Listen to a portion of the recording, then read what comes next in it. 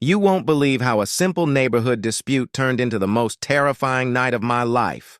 It all began with a notice slipped under my door, a fine of $20 for a minor landscaping violation, an uneven row of pavers in my front garden.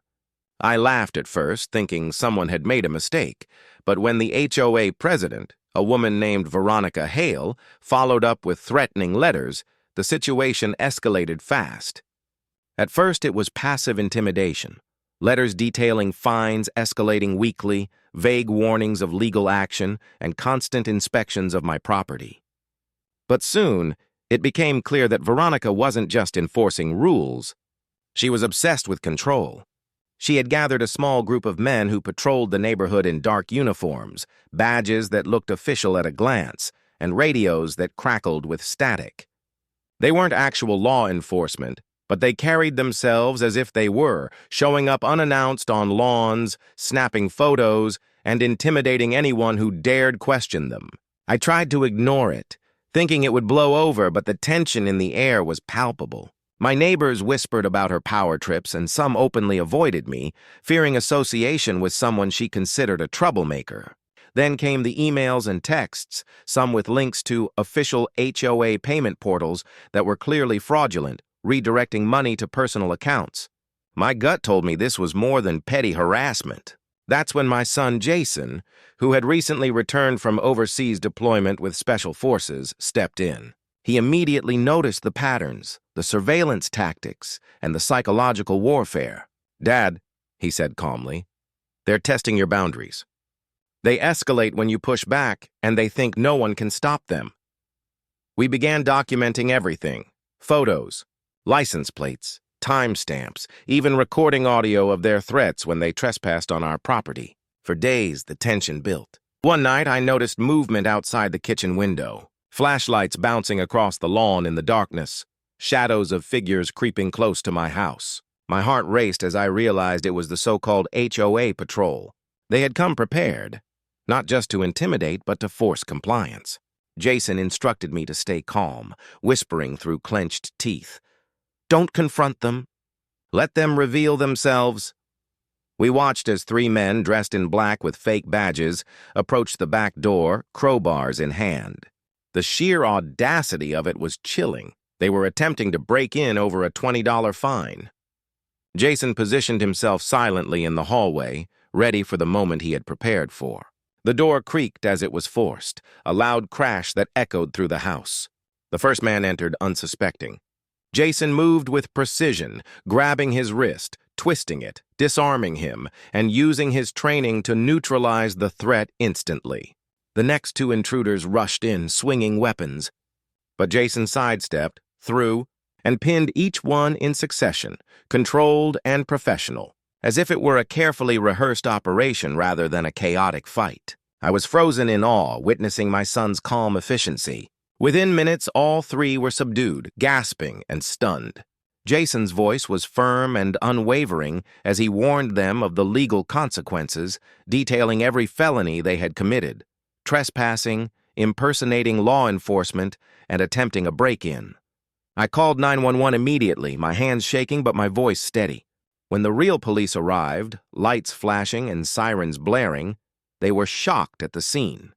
3 men on the floor, pinned, while Jason stood composed, boot firmly on one intruder's back. After verifying the situation, the officers arrested the intruders without hesitation. My neighbors, who had been observing from a distance, began murmuring, some even cheering as the truth became clear. The HOA president, Veronica Hale, was soon dragged from her mansion across the street, furious and screaming, insisting it was a misunderstanding, that her men were only collecting dues. The police supervisor cut her off coldly, explaining that she had orchestrated criminal activity and was under arrest. Jason didn't brag, he didn't strut. He simply turned to me afterward and said, "Bullies exist everywhere. You either stand your ground or you let them run over you." The neighborhood, which had tolerated her intimidation for years, witnessed justice unfold right before their eyes. And the lesson was clear. Power trips and fake authority crumble in the face of courage, preparation, and skill. The aftermath rippled through the community, everyone talking about what had happened, realizing that sometimes the smallest dispute can reveal the most dangerous obsession. What had started as a trivial fine had become a defining moment, not just for us, but for every resident who had quietly suffered under Veronica Hale's reign of intimidation.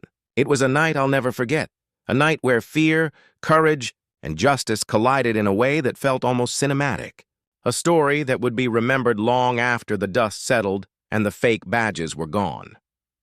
The morning after the arrests, the neighborhood felt strangely silent, as if everyone were holding their breath, unsure of what to say or how to react. News spread quickly.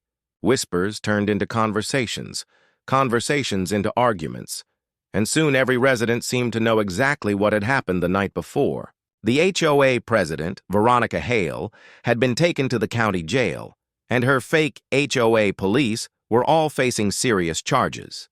But the story didn't end there. It was only the beginning of the reckoning. People started coming forward with their own experiences, revealing years of harassment, intimidation, and fraud that had been quietly tolerated under her reign. Homeowners described being fined for trivial things, receiving threatening messages, and even seeing those black uniformed men lurking outside their homes. The documentation we had collected the night of the break-in became crucial evidence, proving not just the break-in at our house, but a pattern of coordinated harassment. Jason, calm as ever, helped me organize the files, creating a timeline of events, compiling photos, audio, and surveillance footage that detailed the scope of the operation. It was overwhelming to see the lengths Veronica had gone to maintain control. The county prosecutor personally contacted us, explaining that this case would serve as a precedent for how far HOA boards could go, and more importantly, what legal boundaries they could not cross. The attention from the media added another layer of tension. Reporters wanted interviews, cameras appeared on the street, and for the first time, our quiet neighborhood became a stage for a story that sounded almost unbelievable. But despite the chaos, Jason remained composed, a steady presence in the storm, reminding me that preparation and calm strategy could turn even the most terrifying situations into victories. In the weeks that followed, legal proceedings moved quickly. The arrested men pled guilty to impersonating law enforcement, trespassing, and attempted intimidation. Veronica Hale fought in court, but the evidence against her was overwhelming. The judge didn't just see a petty HOA dispute. He saw a calculated criminal abuse of power. The sentence included jail time, fines, and permanent restrictions on her involvement with any homeowners association. The neighborhood began to heal slowly. People who had been too afraid to speak now openly shared their stories, forming support networks and demanding transparency in HOA operations. We even held community meetings, implementing new policies to prevent any future abuse of authority. Yet, amidst all the legal and social fallout, the personal impact remained the most vivid. Neighbors who had previously avoided confrontation now approached me, sharing gratitude and relief. Children played more freely, homeowners tended to their gardens without fear of intimidation, and for the first time in years, our community felt safe. Jason, meanwhile, quietly resumed his life, never seeking praise for what he had done. But everyone in the neighborhood knew the truth. If it hadn't been for his skill, courage, and discipline, the events could have ended very differently. The story of that night became almost legendary, a tale passed from house to house, a cautionary story about the danger of unchecked power and the importance of standing up for oneself. What started as a minor dispute over $20 became a defining moment, exposing corruption, inspiring courage, and transforming an entire neighborhood. In the end, it wasn't just about the HOA or the fake cops. It was about principle, vigilance, and the willingness to confront injustice head-on, no matter how small it seemed at first. The lesson was clear to everyone who had witnessed it. Never underestimate the impact of preparation, calm strategy, and the unwavering determination to protect what is rightfully yours. And as for our family, we continued our lives with a renewed sense of security, knowing that sometimes the smallest spark of defiance can ignite a chain of events that restores justice, changes a community, and leaves a story that will be told for generations. A story that reminds everyone that courage can come from the most unexpected places, that even in the face of absurdity, vigilance and bravery can turn fear into triumph, and that no amount of intimidation, No fake authority and no power trip can stand against those who are prepared, resolute, and willing to act when it matters most.